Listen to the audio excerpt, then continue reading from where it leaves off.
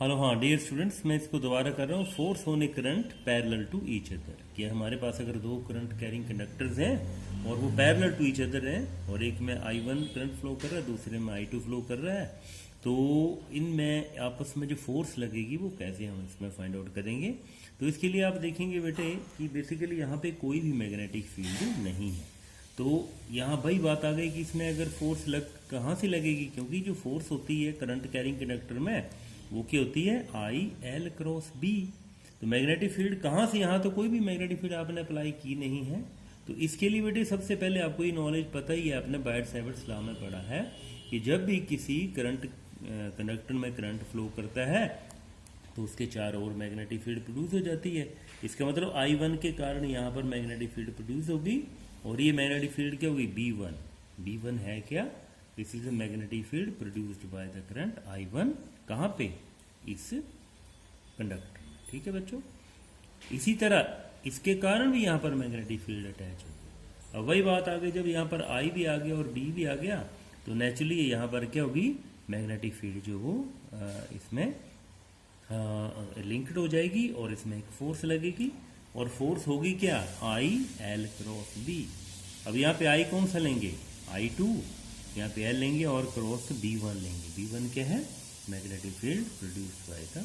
ठीक है बेटे, अब निकालेंगे कि B1 की वैल्यू क्या आएगी बेटे।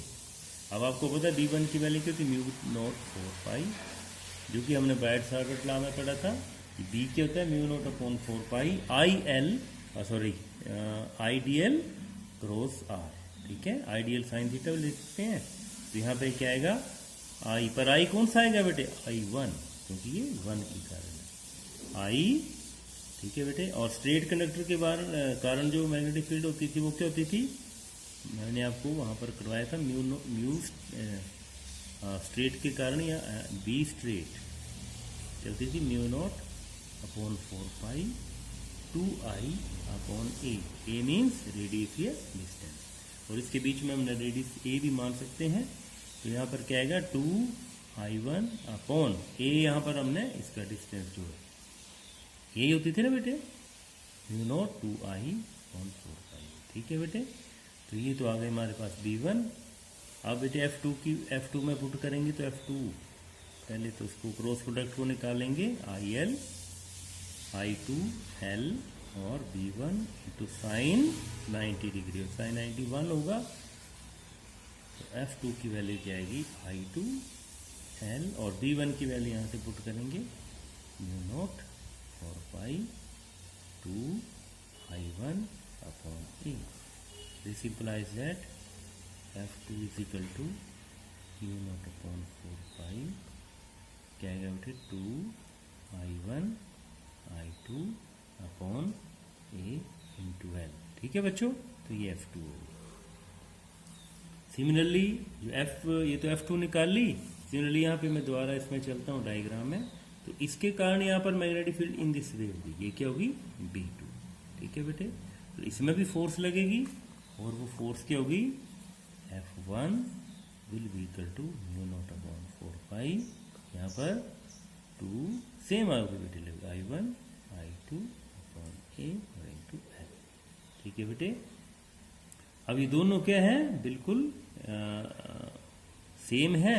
अब यहाँ से देखेंगे कि when the current is flowing in the same direction they will attract each other, ये दोनों एक दूसरे के करेंगे बेटे, अट्रैक्ट करेंगे, आपने ध्यान रखना है। और जब when the current is parallel दोनों में क्या होगी, अट्रैक्शन होगी। ठीक है, and when this is anti parallel होगी तब क्या होगी, रिपल्शन होगी। ये ध्यान रखना बेटे, क्वेश्चन आता है कई बार 1 मार्क में, तो it is very much clear. ठीक है बेटे, ये आपको बहुत क्लियर होना चाहिए एंड वेरी इंपॉर्टेंट। अब इसके साथ बेटे अगला बहुत इंपॉर्टेंट टॉपिक है एक हमारा, torque on a rectangular coil in a magnetic field. क्या बेटे, torque on a rectangular current carrying कोयल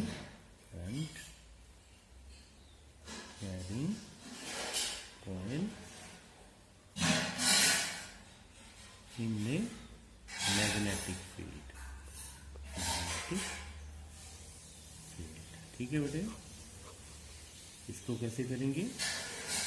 इसमें वही लगेगा बेटे हमारा सेम जो भी तक पड़ा है, वही यूज होगा इसमें। तो इसमें सबसे पहले तो आपने रेक्टेंगुलर कोयल मान लेनी है। कोयल मीन्स कोई एक वायर है, ये वायर है, ठीक है बेटे, एक वायर है कोई, ये वायर है कोई, ठीक है। अब इसमें मैग्नेटिक फील्ड कैसे लगाई आपने? In this way, this is the magnetic, ठीक है, दिस इज मैग्नेटिक फील्ड। अब इसके जो साइड्स हैं वो मान ली हमने, this is A, this is B, this is C and this is D, ठीक है बेटे, इन दिस। अब बेटे आपने अब देखेंगे कि इसकी सपोज जो लेंथ है वो लेंथ कितनी है इसकी? एल, लेंथ इज एल, और ब्रेड्थ जो बेटे ब्रेड्थ हमने मान ली है, ब्रेड्थ क्या है? बी, स्मॉल ब्रेड्थ, ठीक है बेटे, आई थिंक इट इज क्लियर। और बी क्या है? मैग्नेटिक फील्ड, मैग्नेटिक फील्ड, ठीक है बेटे, ये लेंथ आ गया, ये ब्रेड्थ आ गया, और बी क्या है? मैग्नेटिक फील्ड है। अब देखेंगे बेटे इसमें कैसे हम फाइंड आउट करेंगे कि इसमें कितनी ज़्यादा फोर्स लगेगी, तो उसको आपने अच्छी तरह समझना है। दोबारा इसका बेटे मैं डायग्राम बना रहा हूँ, कैसे इसको करेंगे। तो ये बेटे इसको मैं दोबारा बनाता हूँ यहाँ पर, ऐसे करके रेक्टेंगुलर कोयल, ठीक है बेटे, ये एल लेंथ है इसकी, ये एल है, ये क्या है? बी है, ठीक है। और व्हाट इज दिस? ये बेटे मैग्नेटिक लाइन ऑफ फोर्स है, क्या है ये? मैग्नेटिक लाइन ऑफ फोर्स, इसको हम बी से डिनोट कर रहे हैं, ठीक है बेटे, ये। अच्छा बेटे, इस टॉपिक को करने से पहले हम ये फाइंड आउट करेंगे कि अभी हमने ये तो पता लगा लिया कि we have concluded that force on a current carrying conductor is I L cross B. ये एक वेरी बहुत इंपॉर्टेंट चीज़ है जो इससे पहले हमें पता होनी चाहिए।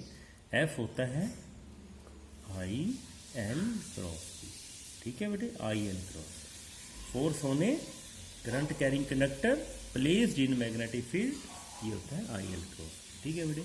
देखिए बेटे इसकी डायरेक्शन अभी आपको पता नहीं है, डायरेक्शन कैसे फाइंड आउट करनी है ये मैं आपको थोड़ा सा इसमें हिंट दे देता हूँ। सपोज करिए ये कोई आपके पास, this is A,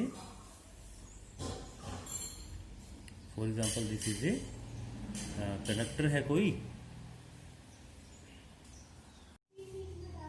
good morning dear students, today we will start the next chapter third of the third unit and that is force on a current, ठीक है।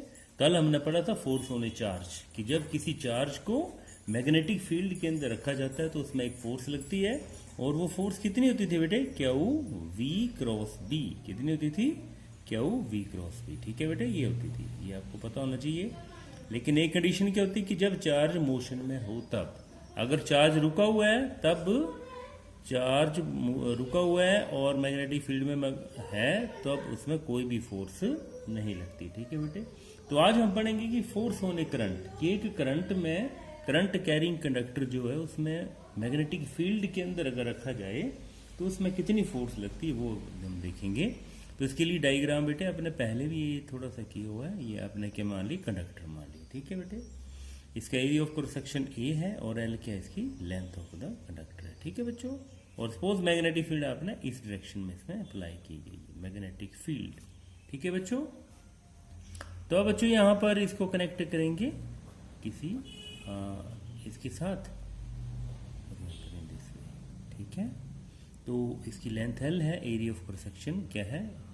ए है, और ये इसकी बैटरी इसमें अप्लाई की गई है, ओके बेटे। और आपको पता है कि लेट द, जैसे हम यहाँ पे पॉजिटिव है तो इलेक्ट्रॉन्स कहाँ मूव करेंगे? इन दिस डायरेक्शन, इलेक्ट्रॉन कहाँ मूव करेंगे? इस डायरेक्शन में, ओके, सारे के सारे इलेक्ट्रॉन इन दिस डायरेक्शन। और करंट की डायरेक्शन क्या होगी? ये, ओके बच्चों, this is the direction of current from positive to negative. और इलेक्ट्रॉन कहाँ मूव करते हैं? फ्रॉम नेगेटिव टू पॉजिटिव, ठीक है। Is it clear? तो आप देखेंगे बेटे इसमें सबसे पहले हम टोटल चार्ज निकालेंगे, टोटल चार्ज, टोटल चार्ज, ठीक है। तो वही बात हमने पहले किया हुआ है। अगर इसका n क्या होता है, n a l और e, ये होता है टोटल चार्ज। ये आया कैसे, क्योंकि n क्या है, number of electrons per unit volume, और a क्या है, area of cross section, and l क्या है, length of the conductor, e क्या है, चार्ज ऑफ द इलेक्ट्रॉन। तो ये टोटल चार्ज होगा बेटे। पर ये ध्यान रखना कि यहाँ पर n क्या है बेटे, number of electrons per unit volume, ये ध्यान रखना, पर यूनिट वॉल्यूम। ये पहले भी हमने किया था ये वाला, ठीक है बच्चों। ये हमारे पास आ गया। अब ये टोटल चार्ज हुआ, मीन्स ये क्या हुआ, क्या हुआ, तो इसको इक्वेशन नंबर 1 में पुट कर देंगे। F इजिकल टू क्यू की जगह क्या लिखेंगे बेटे, हम क्यू की जगह लिखेंगे N A L E, और साथ में ये क्या था, अब VD लिख देंगे अब, क्योंकि ड्रिफ्ट वेलोसिटी लेंगे हम, VD क्रॉस B, ठीक है बेटे। क्योंकि electrons are moving under the effect of electric field, so यहाँ पे क्या लिखेंगे हम, VD, ड्रिफ्ट वेलोसिटी, ठीक है बच्चों। तो अब बेटे ऐसे करके इसको हम वेरी इजीली कर सकते हैं। अब नेक्स्ट क्या है, बेसिकली हम इसमें अब करंट के लिए फॉर्मूला निकालेंगे। तब आपको पता कि जो करंट और ड्रिफ्ट वेलोसिटी में रिलेशन था वो क्या था, बट करंट और आपको पहले हमने किया हुआ सेकंड यूनिट में, करंट की होती है रिलेशन VD के साथ, N E A VD, ठीक है बच्चे, ये होती है, ये I की वैल्यू है। तो यहां से देखिए N A आ गया, E A आ गया और VD, ये चार चीजें बेटे यहाँ पर 1 2 3 4 ये आ जाएंगी। तो हमारे पास क्या बचेगा, this implies that force is equal to I, या सारा I हो गया, और ये क्या बचा, L, और साथ में B, ठीक है बच्चों, ये I L क्रॉस P। तो आपको ये वेरी इजीली पता होना चाहिए। बेसिकली क्या है, ये फोर्स होने current carrying conductor inside the magnetic field, कि जब किसी करंट कैरिंग कंडक्टर को मैग्नेटिक फील्ड में लगते हैं तब उसमें कितनी फोर्स लगती है, और आपको ये पता होना चाहिए बेटे, this is I L cross B। दो चीजें, फोर्स होने चार्ज होती है क्यू V क्रॉस B, और फोर्स होने करंट होती है I L क्रॉस B, ठीक है बेटे। तो I think it is clear to you. तो इसका जो सेकंड टॉपिक है बेटे वो है force on a current carrying conductor parallel to each other. Force on currents, ऐसे बोल सकते हैं इसको, parallel to each other, parallel to each other, ठीक है बेटे।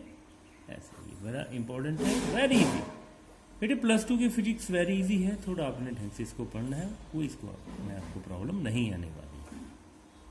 तो बच्चों इसके लिए हमने डायग्राम बनाने हैं, तो ये डायग्राम आ गए। आपके डायग्राम जो बेटे बहुत ज़्यादा क्लियर होने चाहिए, मैं हमेशा क्लास में भी बोलता रहता हूँ। तो सपोज अगर ये करंट है I1 और ये करंट है I2, ठीक है बच्चों, दो करंट्स। अब बेटे पैरेलल टू ईच अदर है। अब आपने देखना बेटे, इसमें आपने देखना है कि इसमें कैसे फोर्स लगेगी, क्योंकि अभी हमने पढ़ा कि जब कोई भी करंट कैरिंग कंडक्टर होता है उसको मैग्नेटिक फील्ड के अंदर रखते हैं तब उसमें फोर्स लगती है। बट अगर इस केस में आप देखें तो यहाँ पर कोई भी यहाँ पर मैग्नेटिक फील्ड नहीं है, देन करंट तो फोर्स कहाँ से लगेगी इसमें। तो इसके लिए बेटे आपने ध्यान रखना है कि I1 करंट यहाँ फ्लो कर रहा है और I2 यहाँ है। तो आपको पता जब भी करंट आपने पढ़ा हुआ पहले ही, जो हमने बायट-सैवर्ट्स लॉ में पढ़ा था, कि जब भी किसी भी कंडक्टर में करंट फ्लो होता है तो उसमें क्या होता है, उसके आसपास क्या हो जाती है बेटे, मैग्नेटिक फील्ड। जैसे ये माना तो इसके आसपास एक मैग्नेटिक फील्ड प्रोड्यूस हो जाती है बेटे, ठीक है।